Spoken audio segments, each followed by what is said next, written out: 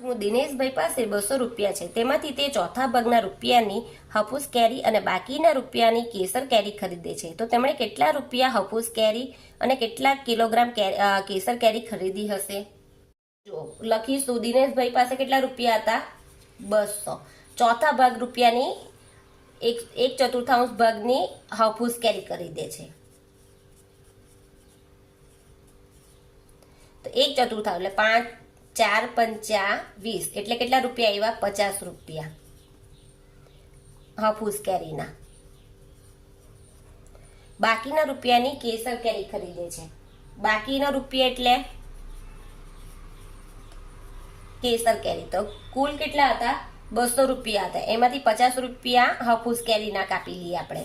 તો શૂન્યમાંથી 5 જાય તો નહીં જાય એટલે દશક લઈશું. અહીંયા 1, 10 માંથી 5 જાય તો 5 અને 1 એટલે 150 રૂપિયા સાની ખરીદી આવી? કેસર કેરીના. તો અહીંયા શું લખ્યું છે કે તમે કેટલા હાફૂસ અને કેટલા કિલોગ્રામ કેસર કેરી ખરીદી હશે?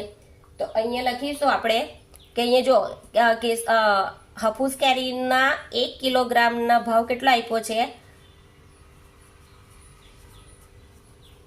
50 રૂપિયા આપ્યા છે, ને 1 કિલોગ્રામ કેસર કેરીનો ભાવ શું છે?